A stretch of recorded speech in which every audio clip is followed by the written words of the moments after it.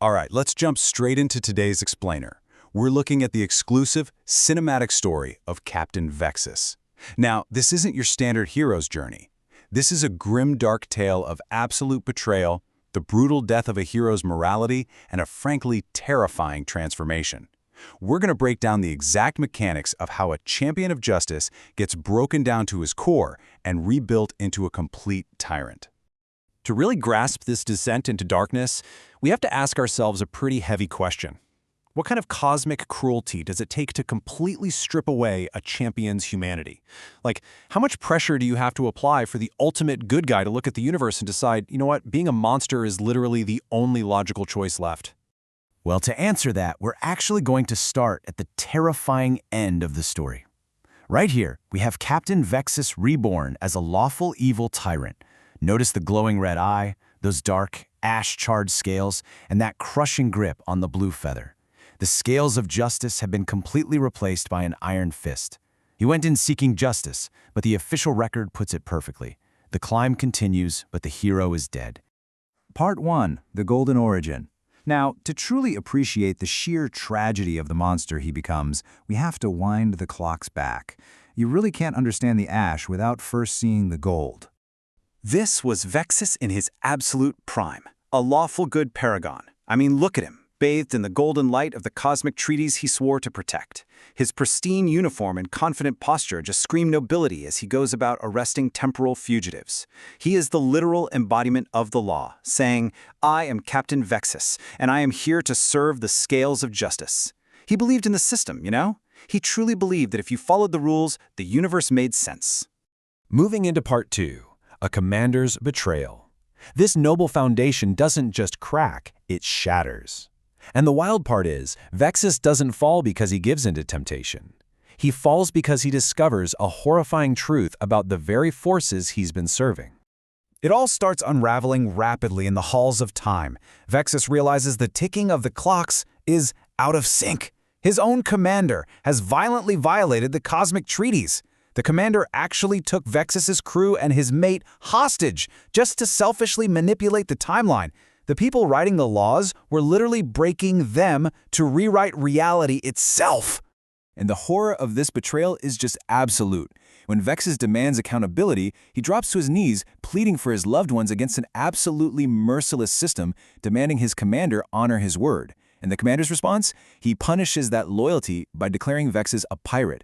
He weaponizes the concept of absolute justice just to eliminate a threat to his own power. Then, the unthinkable happens. The commander ruthlessly executes Vexis' mate right in front of him. And man, as if that wasn't brutal enough, he burns the captain alive on the stone floor to enforce this twisted, corrupt sense of order. That visual of Vexis smoking and bleeding on the ground, that is the exact moment the light goes out. Order. Yes, I finally understand your order. This agonizing realization right here is the exact moment his lawful good alignment fractures forever. He realizes that, in this universe, goodness is just a vulnerability for power to exploit. To him, the scales of justice aren't balanced anymore. They are totally rigged. Part 3. The Cosmic Meat Grinder. Driven by this completely devastating loss, Vexis sets out to hunt his betrayer. He descends into an environment that defies all logic and mercy. It's really less of a dungeon and way more of a merciless dissection table.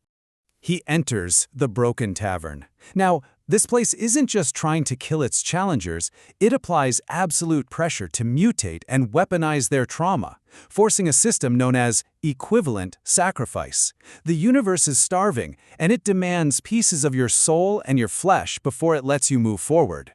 To survive the tavern's hostile shifting geometry, Vexis is subjected to Rule 10. This is the permanent amputation of weakness. The tavern exacts a physical and spiritual flesh tax, literally excising the parts of his humanity that it deems too fragile for the void. It doesn't heal you, it breaks you down until you are a perfectly sharpened cog in a cosmic machine. Part 4. The ash-burned visage. Let's actually look at the agonizing receipts of this trauma. The physical and statistical toll of Vexis' survival is mapped out clearly, and honestly, it is staggering. This end-of-volume datasheet shows the horrific aftermath. The right half of his body was permanently charred by temporal fire. His right eye is completely destroyed. But the most chilling detail? He's completely erased of his capacity to feel physical pain or empathy. The tavern literally burned away his ability to care. Check out this chilling mathematical trade-off. We're talking a permanent loss of 50 charisma, but in exchange, a massive 100-point boost to his dark conjuration potency. The system quantified his suffering. It allowed him to trade his warmth, his soul, and his ability to connect with others, all for the raw, dark power he needed to kill a god. And his core stats just further quantify this tragedy. Look at this. His mind value sits at 99, defined explicitly as cold, absolute sociopathic tactical calculation. His willpower is maxed at 120, described as having shattered the limits of sanity. He's not a hero anymore, folks. He's a supercomputer made of grief and dark magic. Part 5. The Grand Conjurer. With his empathy permanently sacrificed and his body horribly mutilated by the cosmic meat grinder, the lizard wizard completes his grim metamorphosis.